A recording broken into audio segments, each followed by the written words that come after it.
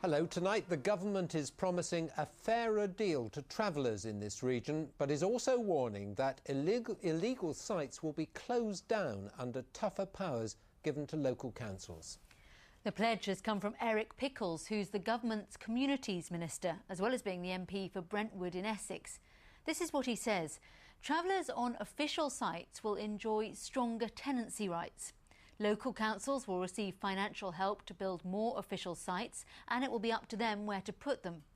Local councils will also be given tougher powers to deal with unauthorised camps. The announcement comes as one illegal site in Essex has managed to defy an eviction deadline, which would have expired at midnight. Let's get the details now from Gareth George, who is in Essex. Well, I'm on the Hovefields site, which is on the A127 between Basildon and Southend. And this is a small example of a big problem facing councils across the region. The plots here are a mix of legal and illegal. And the illegal plots include the caravans you can see behind me. And the families in those caravans have until midnight to go.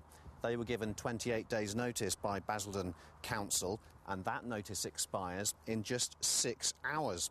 Some plots here have already been cleared.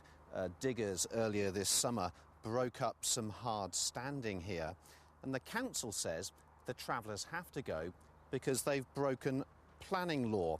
But this is one of the plots that was cleared that you can see behind me, and it's now filled with stagnant water, and the travellers say that's actually a health hazard, and they'd like the council to do something about that. What happens here is very significant because we're very, very close to Dale Farm, which is described as one of the biggest illegal travellers' sites in Europe. And if an eviction happens there, it will be very difficult and very expensive. Some estimate the cost to be as much as £2 million. And this is not just a problem in Essex, it's right across the region. On Look East recently in Cambridgeshire, we've reported packed public meetings about proposed travellers' sites. Now, the travellers here say they're not going to go because they simply haven't got anywhere to go. They say they have to live illegally because there simply aren't enough legal plots. They say they're the victims of discrimination. And although the notice runs out here at midnight tonight, it's possible that any eviction might not be for several days or even for several weeks to come. Gareth, thank you very much. Our political correspondent Andrew Sinclair is here now. Andrew, how significant is this new announcement from the government? Well, it's a very populist announcement. I think for our region it could be very significant. Over the last few years there's been an explosion of travellers' sites across the east, both legal and illegal. The legal ones have sometimes been put up reluctantly by local authorities who have been told by Whitehall, you've got to provide so many pitches whether you like it or not. Well, now and that's often upset local communities. Well, now they no longer have to do this, and it will be easier, says Mr Pickles, in future to close down the illegal sites. Mr Pickles, in his typically robust style, is saying today, we will not sit back and allow people to bypass the planning rules that everyone else has to abide by. But will councils still provide travellers' sites if they're not being made to? Well, this is the interesting question. They will be offered money if they provide travellers' sites. They're also being offered money, for instance, if they build new homes. But in many rural parts of our region, like Cambridgeshire and Essex, there's a lot of reluctance to travellers' sites, and I wonder how many local authorities will actually take the money and build these new sites.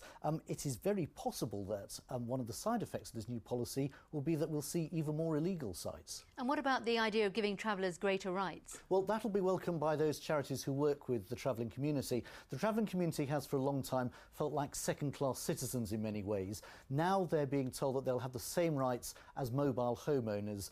They'll have greater protection against eviction. But once again, this is a carrot which comes with a stick. Mr Pickles is saying he expects the travellers to abide by their pitch agreements and behave responsibly.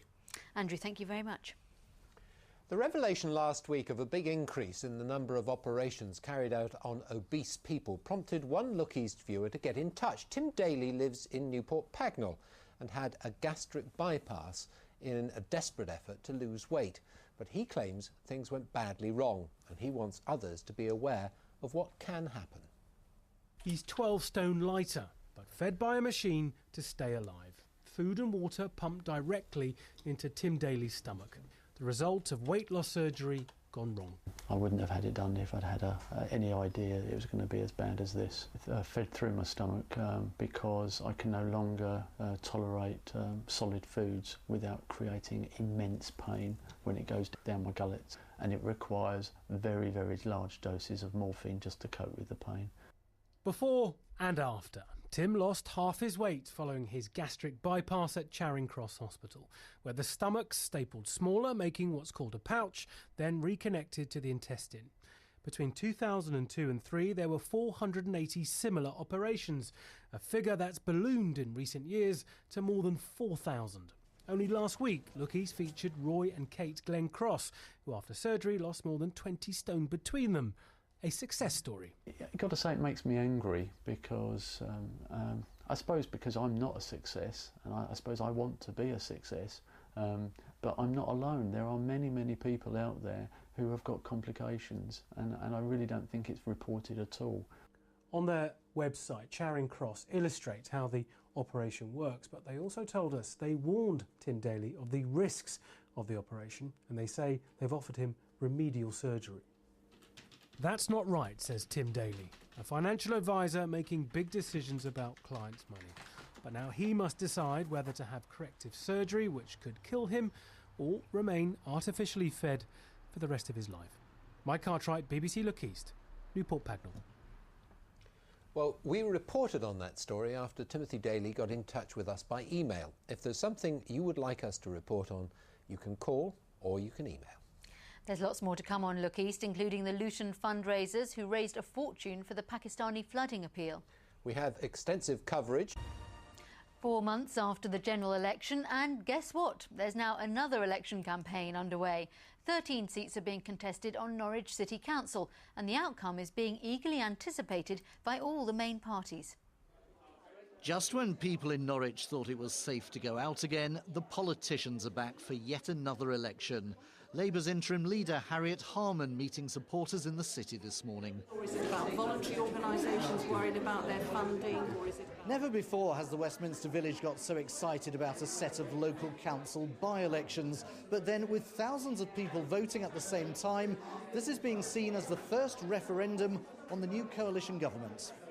And Labour, which runs the council, is hoping to benefit from public concern about the forthcoming spending cuts. What we want to do is to try and protect the city against what is an onslaught from the coalition that's going to affect services, going to affect jobs, and it's going to affect our ability to provide homes for local people. So the next one is Farrelly.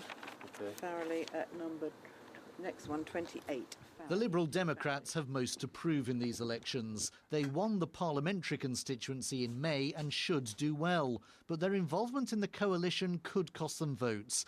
They claim people on the doorsteps are only talking about local issues. Fixing the roads and sorting out if there's overhanging vegetation, or they're sorting out the buses. They want things done locally. They're not talking about what's going on nationally.